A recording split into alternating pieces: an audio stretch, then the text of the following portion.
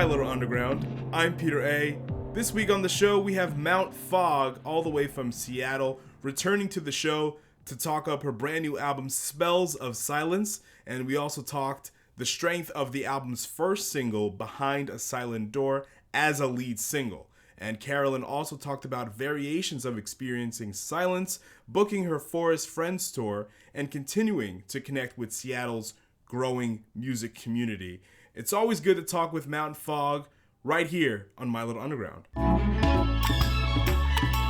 Carolyn, Madam Mount Fog, how the hell are you? Glad to have you back on My Little Underground. Good. Hello, I'm happy to be here.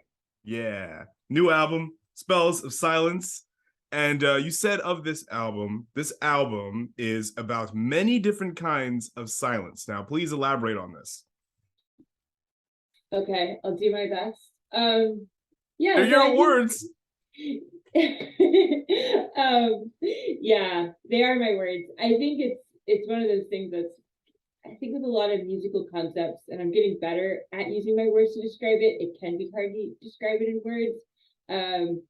But a lot of these songs just came into being at not the beginning of the pandemic, but like 2 years in, and just spending a lot of time alone, just being alone a lot, and realizing that there are moments of lonely silence. There's silence that can be really healing and refreshing. There's a lot of different kinds of silence. The way I was describing it the other day is, there's the silence of you close the door after your friends leave and you have that moment of like, oh, there's a silence in music where something's about to happen next. And then there's silence where it's just really lonely, like 3 a.m.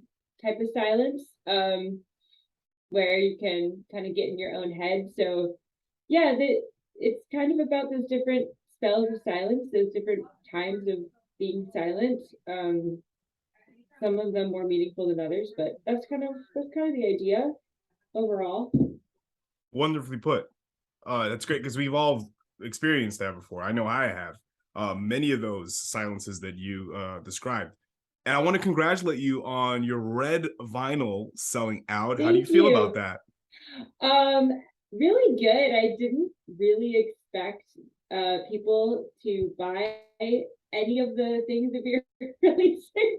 I was saying to Andrew, who is the person behind Ghost Mountain Records, who is releasing this on vinyl and cassette. I said to him, worst case scenario, I'll have a bunch of vinyl in my basement, because we were deciding how much of the cassettes and vinyl to produce, and we landed on 100 cassettes and 200 vinyl, and doing 50 of the special red vinyl, and didn't really realize that was such a draw for people, but it's pretty rare. There's only 50 of them, so I think people just are excited that it's really beautiful, and I think that the layout looks amazing, and it'll look really cool in person. Doesn't exist yet, so it's still getting made in Canada. So wow, yeah. Mount Fog's going international. I love that. Yeah, we ended up working with this pressing plant in Vancouver that's eco-friendly. They use recycled water and things like that. So as eco-friendly as you can be as a vinyl pressing operation. But yeah, they're a very small plant, and we're in their queue, so it should be ready to ship in February. So not a crazy long wait, but a few months. Now, when coming up with the number of cassettes and records for Spells of Silence, is this based on how well Guide to the Unusual did physically? Kind of. So we only did 40 cassettes for Guide to the Unusual, which is not very many at all, but we also released it on cassette like 8 months after it came out digitally. And I think that given that those sold pretty quickly, especially at shows, I think we were kind of factoring in the fact that people like buying cassettes at shows because they're smaller, and the Cheaper. price point is lower, because there's a lot less that goes into it. Yeah, and but the vinyl, it's closing in on $30 all told. So I think it's more, and a lot of people don't want vinyl because they don't have a vinyl, they don't have a record player. So yeah, we just kind of went with the numbers that were not the minimum number you could do, but pretty close to it, because I think the not the worst thing you could do as an indie artist. That's way harsh. I think it'd be unfortunate to print way too many and then just not be able to sell them, and then just kind of have. I think it's the better problem is to just sell out. I think, and then not have any anymore. Like, yeah, I think that, and so that's kind of what we landed on. So we're like, well, we might sell out and then that's fine, but then we're not going to have a bunch of them on our hands. But even still, I was like, I don't know, I'll probably have like 100 vinyl in my basement for a year, but I don't think that's going to happen actually. So yeah, that was kind of the factor. I don't know. I think it's also Ghost Mountain Records' first vinyl release. So I think Wow. that was also an element in it as well. It's just trying to hit that right spot of like not too few, not too many. But I'd be curious, like if you ask other indie artists, like typically how many vinyl they get pressed, because I bet it varies quite a bit. Um, yeah, what do you know? Do you have a sense of that? Um, I've seen I've seen like 50 to 100. Mhm. And I know Miranda, Old Man of the Woods, for her first EP, she did like 20 cassettes and they all sold out. I'm not sure Yeah, how many records she did. I should yeah, ask her about, how her vinyl did, because I was more yeah, focused on the cassette. Because when I listen to you and Miranda, cassette is like the go-to format because it sounds really good the way y'all doing. But I don't know if there's like a right number. I think it's yeah, just I don't know. Maybe it's maybe they're working with some sort of team that they figure out a number, but I'm not really sure. I don't know. I yeah. don't know like the concrete signs to it. Yeah, me neither. And it's also like, I think it depends on whether you're going on tour or what your mode of presenting it to people is. If it's only on Bandcamp or only online versus interacting with people in person. Because I definitely notice people at shows generally want to have a little piece of, like a memory. So I think it's way easier to sell merch at a show versus online. Um, so yeah. On the cassette version of Guide to the Unusual, you previewed a new song Yes. off of Spell. What song was it? Unexpected happiness. Really? I got to Yeah. go back and listen to it so to Yeah. see how, the two versions differ. They're pretty different. Okay. Yeah, they're pretty different. Actually, you're the first person to ask me about that. Yeah, they're pretty different, but it's funny how the songs evolve, and I haven't even gone back and listened to them side by side. So I should do that. That'd be fun to do.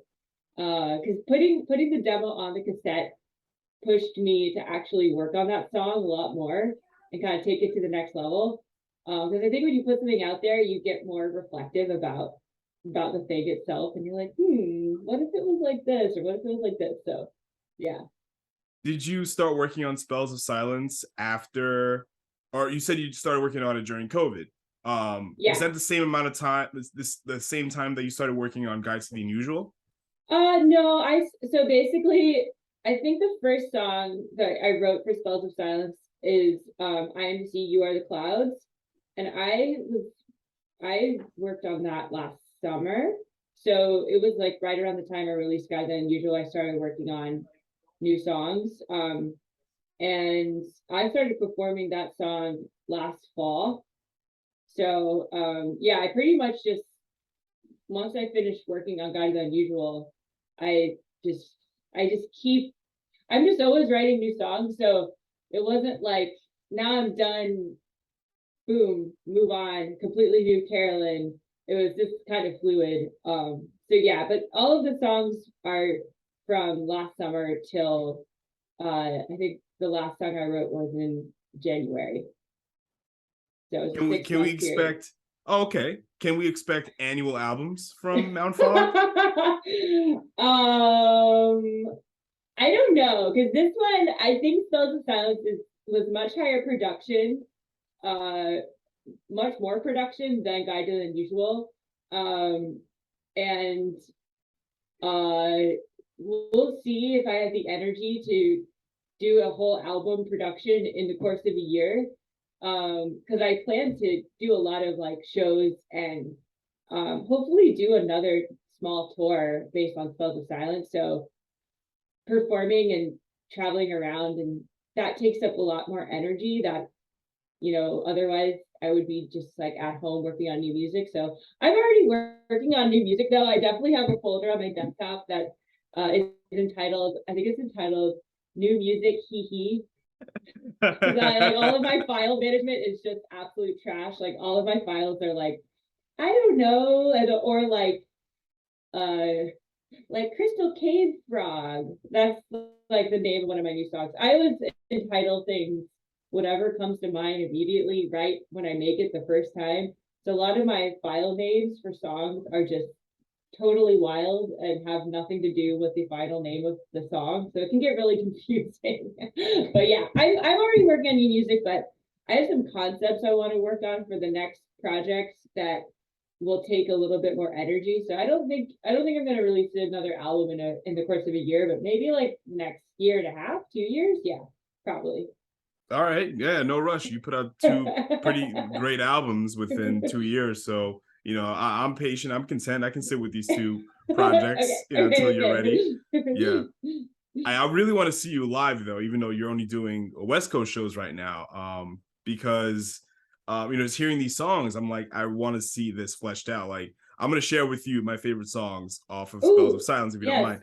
please. So, Behind the Silent Door, yes, it's the first song, and you shared it with me before you put it out.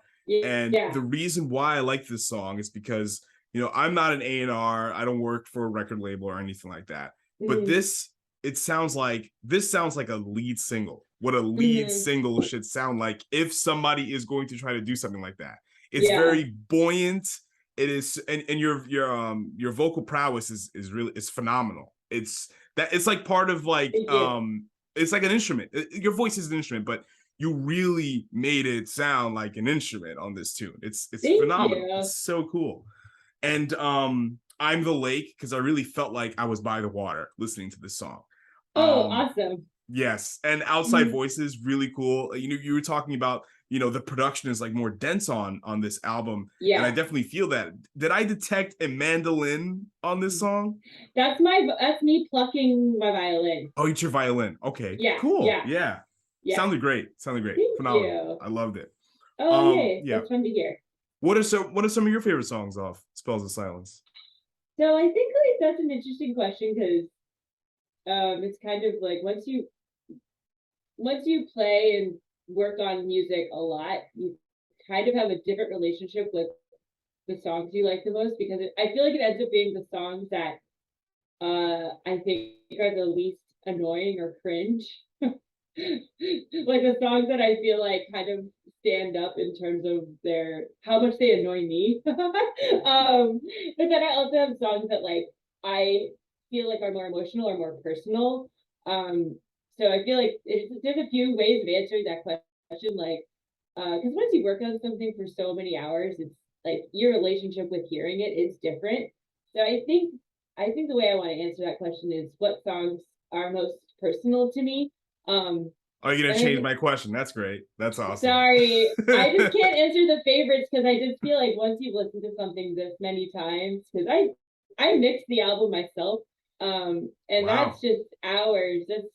I spent so many hours mixing it.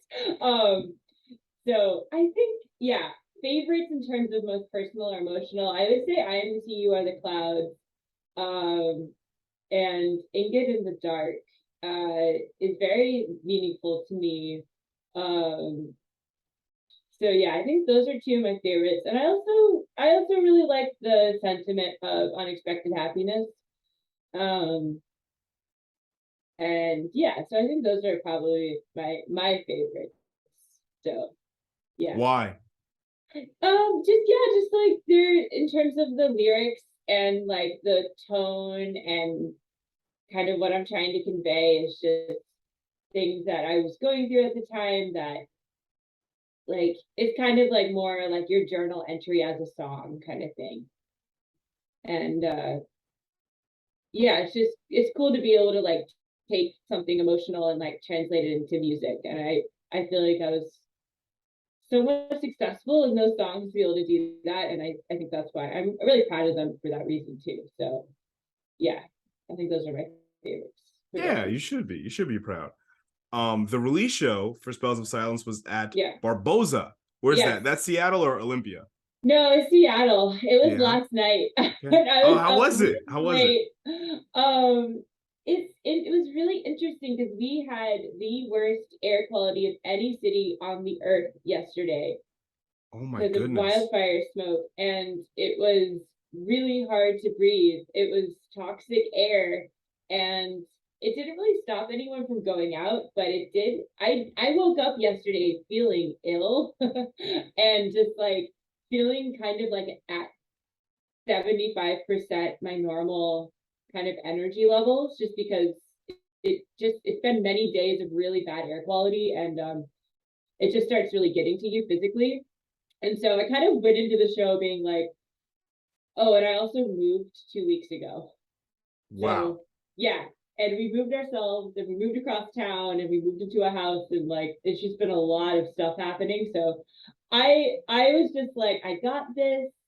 I kind of went into the show with the attitude of like, I got this, rather than I'm about to like hit this out of the park, like it was a little bit more of like I'm gonna get through this, and it's gonna be good, and I'm gonna have a great time. And I had a fantastic time. And part of what made it so great is the other bands I played with. They're just kind of inspiration bands slash projects in Seattle, and it was really cool to finally be able to play a show as a group because it's something we've wanted to do for a while. And I just feel like our music fits together really well. And then someone in Seattle who I'm friends with did live visuals, and it was just very cool how they set it up. And we had a great turnout. So it was just a great show, and I did my best performance wise. And then I stayed up really late. Some friends came over, and we just actually Miranda came over. We drank wine on my stoop, and it was really lovely. But then I was up way too late, and yeah, but it was really fun, and it was really special seeing so many people come out and support the show and the release. And yeah, it was great. It was really great. It's just a great reminder of how I'm really glad that I do perform my music, and like that just feels really central to the support I feel like I get from the Seattle music community. Um, and so yeah, it's just a great reminder of that. So that was cool. But yeah, I'm just like so physically just wrecked today. Like, yeah. So yeah. Wow, like you're giving me some real FOMO right now because I Oh would no. love to chop it up with you and Miranda in the flesh. Oh, I got to gotta hang come out with out to Miranda, Seattle. and yeah, I would love to come out to Seattle. I've always wanted to go. And Miranda, came to New York one time. We hung out, we chopped it up. Man, it would be Oh, so cool to hang out with both of y'all to pick your brains and to hear how you guys, move around in this. yeah. I Cool. mean, it was actually really cool because we got to play a show together in September. Like, Yes. yeah, I How think you was saw that? that. It was so fun. We played at this bar that's a goth bar in Olympia. It was on my little Forest Friends tour, and yeah, it was fantastic. It was actually Miranda's first kind of official performance, which is I feel so honored that she did her first ever performance with me. And yeah, we had a great weekend. So that was pretty special. But again, it's just like, I think it's one thing to connect with people online, which is great and can be a great conduit, to relationships, but like it's also really special to be able to like bond with people at live shows and just like be in a safe space and like enjoy music together. And yeah, it's just a great reminder of how valuable that is. And Barbo's it's a great venue too. It's a really nice space. So yeah, it's pretty perfect all around, except I'm really, really tired. But luckily, I think it was our show that brought the rain. It rained in Seattle today, and the air quality is great. So everything's better today. Yeah, the air is no longer smoky, so that's I good. remember Miranda did a live set online that was tremendous. It was Mm, so cool visually, and of so course, cool. she's talented. So it was so cool. So I can't imagine what it's like to see both Mountain Fog and Old Man Yeah. of the Woods together. Ah, that's just great. Yeah, Mega FOMO right now. Mega FOMO. I hope we play more shows together. That'd be really fun. Yeah, Yeah. kind of makes sense. Oh, Kind of makes sense. you brought up your Forest Friends tour that was up Yeah, and down the Pacific Northwest. Was yes, this a DIY effort or did you yes. have some? Okay, all right. Yeah, it was DIY, but I will say there was no stop along the tour that I didn't have significant help from either a random contact in terms of like a band from the town who helped me get in touch with a venue, or a booking kind of like agency. I don't know how you describe it, like someone who does booking in Portland, helped me organize the Portland show. So basically, like I did a lot of the initial organizing, and then my main way of organizing it was to find people who are like connectors who could help me get the show organized in that location. Because if you're not a well-known person, you don't have someone helping you, like an agency or something, it's really hard to just get a venue's attention and have them respond to your emails if you're from out of town.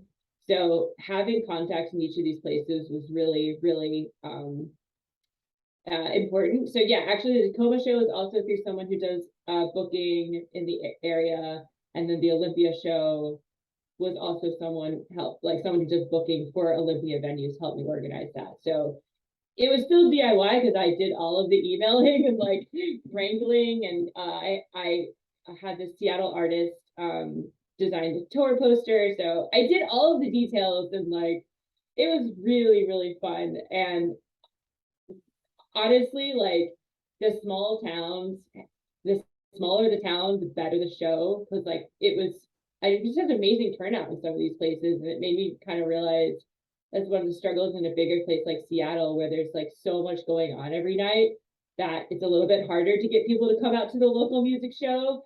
But I think the most well attended show I did was on San Juan Island, which is like this very small island that has a very small permanent resident community.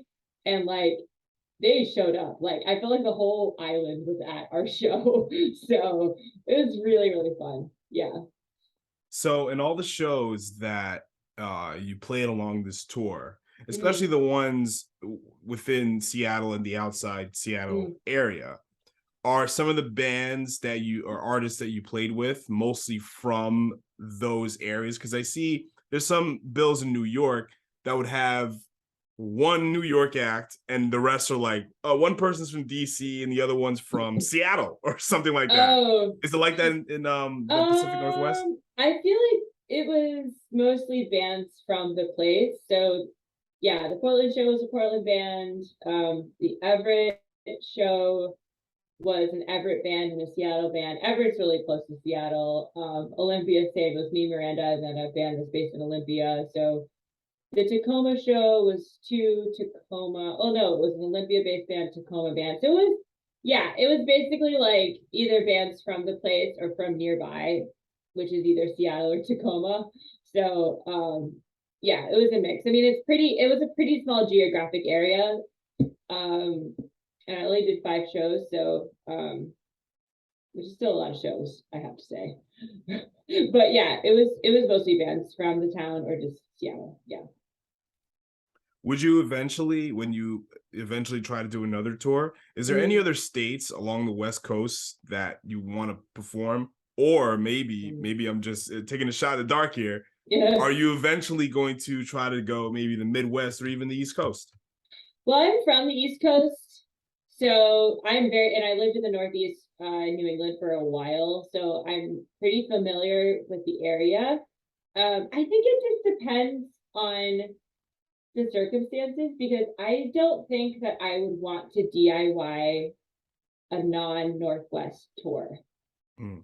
I just think it would, I don't think that I could do that successfully, or in a way that didn't drive me up the wall crazy with so many emails reaching out to people, following up, all of that.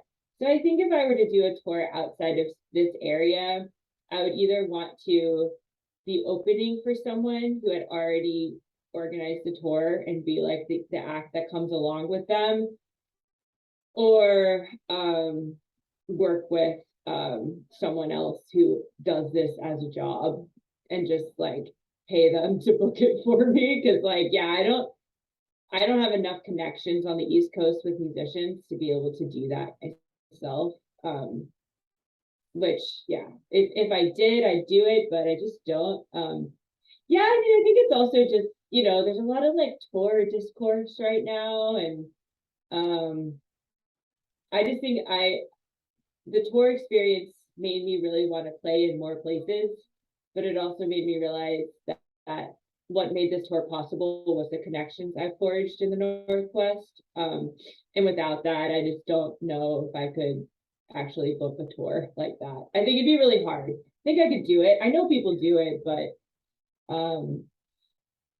yeah, and I think also like if you're gonna go to the effort to go play a bunch of shows, I think it'd be nice if people are in the audience. I just think it'd be really brutal to put so much effort into organizing a DIY tour and then play a bunch of shows where there's very, very few people there.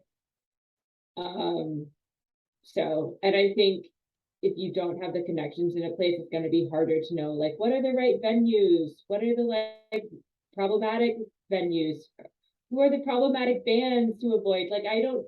That's all like information that you get if you're connecting with people who are part of a network and community. So, anyways. What have you learned as an artist when putting together the Forest Friends Tour? What have I learned as an artist? Mm-hmm. About yourself or just as a musician? I did learn a little bit more about putting together a good set list for people who've never heard me play before. That was a good learning thing. I think also just like it's really fun to meet other musicians. And that's something I genuinely do enjoy and want to seek out. And that there's just so like I said, like these small towns like really showed up for the indie music, and that just felt really special and kind of made me realize some of the things that we could do better in Seattle, but also just the challenges of living in a big city in terms of like cultivating music community. So, but I think about myself, it's just like, I love performing, but it's very much you kind of like spill your guts on the table every time you perform. At least I feel that way. And I kind of wore myself a little thin doing all of these shows because I didn't take off time from work. I was working full time. I also was in the process of moving. Like, I just kind of was exhausted. So I think something I'm trying to learn more about myself from that is just how to put myself out there, continue to perform, continue to try to build community, but not wear myself to the point where I'm starting to get burnt out. So just being really aware of that, where I'm like, I don't have to do all of the above. I can kind of just be a little more choosy about things and be more aware that I don't have limitless energy, and that it can come back to bite me if I push myself too hard. So that is something that I took away from it. Yeah. Think about what it's like, Carolyn, as like someone who goes to show. Like, I'm not an artist. Going to shows, it's also exhausting. Yeah. Because like working a full-time job and you after work you want to go to the show to support this band, but there's 4 bands on the bill and the show doesn't start till 8, and then it's oh my god, it can get really exhausting. And I went through a burnout period that you're talking about with this podcast, and now it's like I don't need to interview everybody because it's overwhelming, it's a lot of work, and I don't want to talk to anybody literally. So I'm in a similar boat as you in that regard. Yeah. That's so true about going to shows being exhausting. I think the 4-band bill needs to be maybe outlawed. Yeah. No, just like, because the fans don't like it and the audience doesn't like it. So I don't really feel like it's working for people. No, not at all. Um, so with your release show at Barboza, I Mhm. saw you posted a set list and you closed off with Behind the Silent Door. Is Yeah. there a reason behind that? A specific reason? Yeah. So I have a philosophy about my set list. I really, and I also spent so long coming up with my set list, and ultimately I was like, I don't know if that was the best way to do it, because I'm still learning how to perform my new songs. But I always feel like your last song should be your best song, Wow. So because you that's think what Behind you. the Silent Door is your best song? I think I think it's the most. Um, I think it's the one that is most accessible in a certain way. Right, like Um, exactly what I was saying. Like it's a yeah. great lead single. Wow. It was the lead single. Yeah. So yeah, and I think people remember the last few songs in your set, that's what most people are gonna remember. Wow. So that's why I structured it that way. Yeah. The very beginning, the first impression, and then like the last impression, I think those are the most important parts of your set list, in my opinion. I know the last time we talked, you said you were a very, very casual wrestling fan. Very, Has that yeah, have you become? You've been through a lot the past yeah. year or so. So have you been? You've probably been watching much less wrestling You in know that, what? in that I regard. don't think so. I basically never watch it on TV. I only Yeah. ever go to the live shows, and I don't think I've been to a live wrestling show in over. I think, gosh, I think the last time I went was, oh yeah, it was right around November 11th, because I went with my friend Chris and his brother who lives in town, which was a few days after I played a show at the Timber Room, which was November 11th, 2021. So the last live show I went to was at this place that no longer exists. They closed down. So yeah, that's the last one I went to, and I haven't been back yet. Was it But Defy? I don't. I think so. Okay. I think we might have talked about this. Yeah, Yeah. yeah. Yeah, there's a lot of, like we said, there's a lot of overlap. And actually, like one of the music writers that I really like in Seattle is also a big like wrestling fan and writes about wrestling as well. So there's definitely a lot of overlap there. Okay. Yeah. New album, Spells of Silence. Get it wherever you get your albums, and you can get it on Bandcamp. And so, Carolyn, this is your time to plug anything you got going on, Okay. album shows, etc. Yeah, I mean, I think the biggest one is really just Bandcamp. We're sold out of the special Blood Red Smash vinyl, but there's still black vinyl available, and we also have these beautiful yellow cassettes. Um, and they're on Bandcamp, pretty limited, and that's where I want to send most people is just my Bandcamp because I think that's where it's at. Of course, I'm on all the streaming platforms. But upcoming shows are very Seattle. So yeah, I guess like if you have a favorite artist that you see going on tour that you think I'd be a good fit for, I want the people who listen to this podcast to make a plug for Mount Fog to join that tour so I can get out to the East Coast. Because otherwise I don't know how I'm gonna do it. All right, I'll see what I can do. I'll see how I can Okay, help in that regard. thank you. Yeah, Yeah, that's it. yeah, Thanks for this opportunity. I appreciate it. yeah. It's always good to talk to you, Carolyn. Always. I'm, Mount Fog is I'm always open on My Little Underground. You can always pull up. Aw, Yeah, I'm sorry I was late too. 5 minutes. You're fine. Yeah, well, okay.